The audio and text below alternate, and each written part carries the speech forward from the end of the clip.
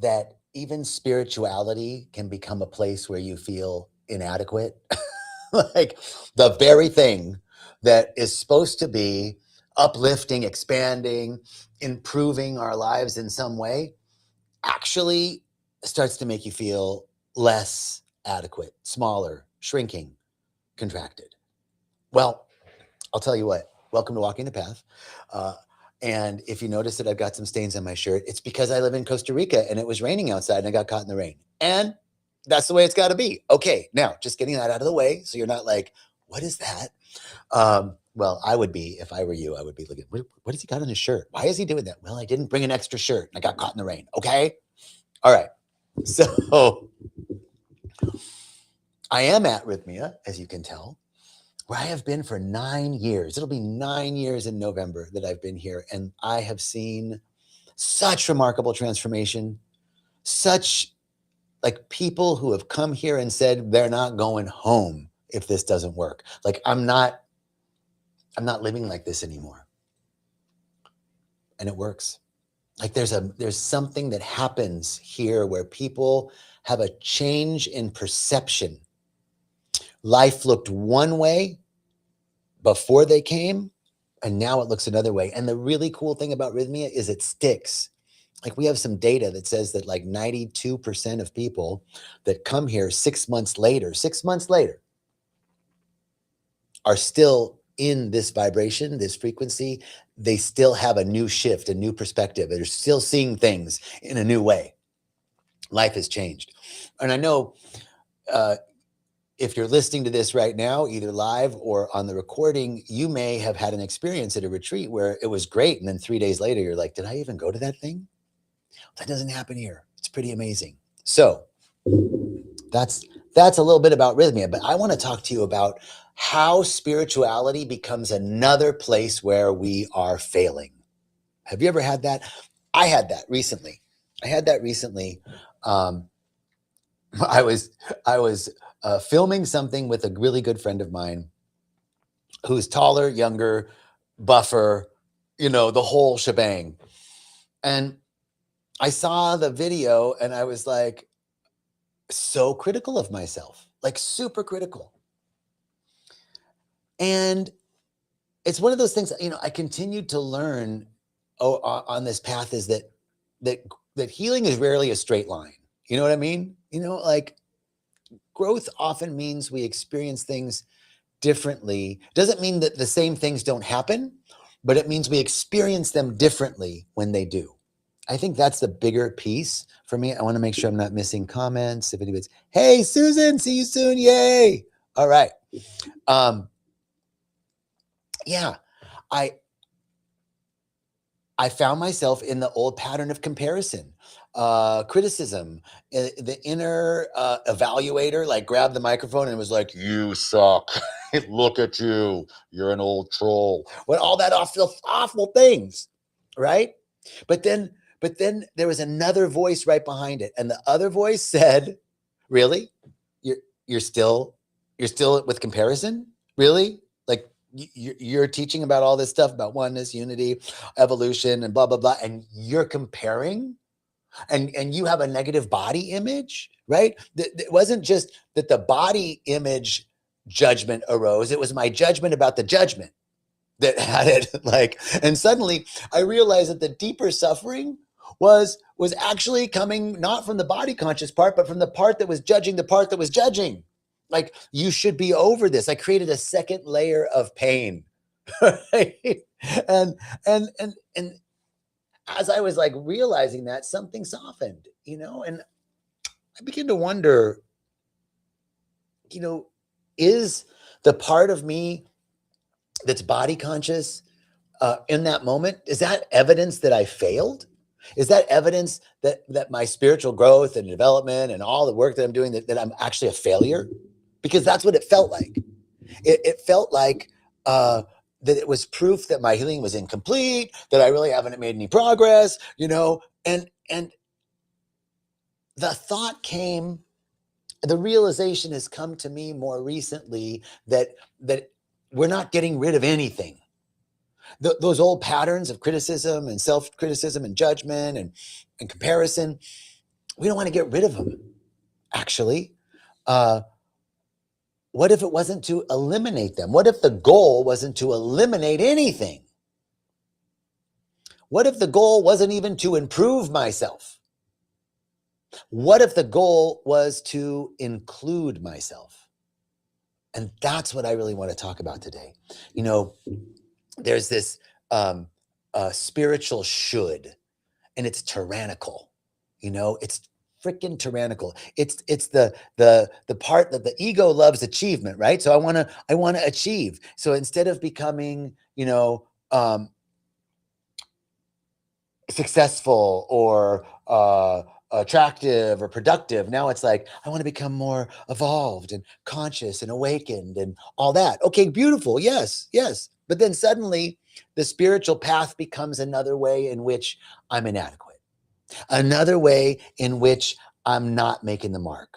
I should be over this by now. I shouldn't have felt this way to begin with. I shouldn't care what people think. I shouldn't be comparing myself to other people. I should only create from absolute 100% certainty. I should never have any doubt, no fear, because if I'm spiritually evolved, I don't fear anything. Whom shall I fear?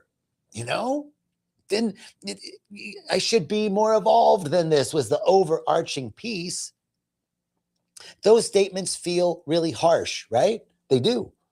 And they don't leave really any room for being human. And that's really the biggest piece, right? That the experience of these old patterns coming up does not mean failure.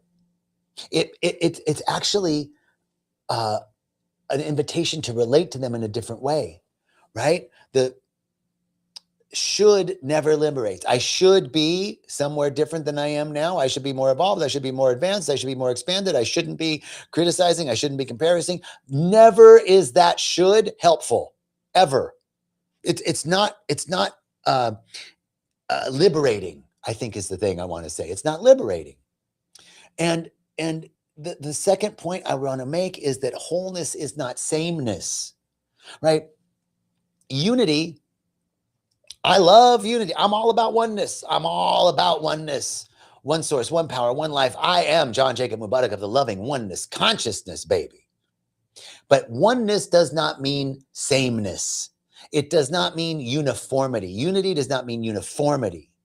And what I'm seeing is that there's this in me. When the body image thing came up, what I saw was there was this idea that I shouldn't have any of these other voices in my head, that they should all be gone, and only the evolved, perfectly balanced, and liberated voice. That's the only one that should be here. That would mean that I'm healed. That would mean that I've evolved. But really, that unity with intolerance to difference becomes tyranny. Look at what's happening in the world, right? People are preaching about unity, but there's all this intolerance to difference. That's not unity. That's tyranny. Many of us unconsciously, imagine that enlightenment is some consistent version of ourselves. And I don't want the messy part. I just want the consistent and evolved part. But the psyche is naturally diverse. There's a whole pantheon of characters and voices and energies, and there's the guy that's like totally evolved and spiritual and loving, and there's the guy that likes it dirty. There's the guy, there's the whole part of me. There's all of me. There's all of you. There's the one that knows God is all there is, and there's the one that's afraid. There's the one that knows that I can create, and there's the one that doubts that I can. And getting rid of those other parts doesn't mean that I'm evolved. In fact, I got a whole community inside of me. And I've got the one that's confident. I got the one that's frightened. I got the one that's protective. I got the one that's joyful. I got the one that's exhausted. I got the one that's creative. I got all of it. You got all of it inside of us. And depending on the day, they're showing up differently. And then we judge. Well, yesterday was a good day because I was feeling this way. Today's a bad day because I'm feeling this way. But some days are tough. Some days it feels like I'm moving through quicksand. Other days it feels like the wind's at my back. It means It doesn't mean when it feels like I'm moving through quicksand, it does not mean that something's wrong. It means that I'm human. Wholeness does not eliminate the inner diversity within me. And that's what I realized that I was trying to do. You know, wholeness really means that I can remain loving to all of me, with all of it. I can be in a loving relationship with all of it. And sacred work, the sacred work that we do here at Rythmia, the sacred work that I do in my life and with clients and students, it is not less complex. It's not saying everything needs to be modified, homogenized to this one thing. It's really saying that it's becoming more inclusive. It's not becoming less complex. It's becoming more inclusive. Unity, love, oneness, wholeness is inclusive. It can accommodate many different voices. And this is really, the other piece. It can accommodate many voices, but not all those voices need to be running the meeting. That's the other piece, right? So I can accommodate the voice that's afraid. I can accommodate the voice that isn't confident. I can accommodate the voice that is insecure, but it doesn't have to run the meeting. It doesn't have to drive the bus. It it it it just needs to be welcomed, right? The fear just needs to be welcomed.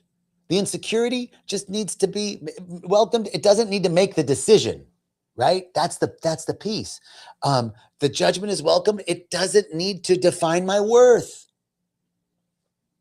The anxious part may have some valuable information, but the protective part could just be trying to keep me safe. Has good information. We don't need to exile them, because that's tyranny. That's sameness. That's not unity. That's domination and oppression of ourselves. I need to include them, but I don't need to give it the leading role. That's really the piece. So what do we do? Anxiety comes up, fear comes up, insecurity comes up, feels like it's a tough day. Okay, I can put my hand on my heart and I can say, I see you. I see you. Oh man, you've been trying to keep me safe. I feel you, insecurity. You're good. Thank you so much for all the work. You don't have to be on high alert right now. You don't. I appreciate what you're trying to do. You don't need to disappear. You don't need to disappear. You belong here, but you don't get to steer my whole life. Like getting into relationship with all of the various voices, energies, perspectives, feelings that we have within us is including ourselves and not getting rid of ourselves.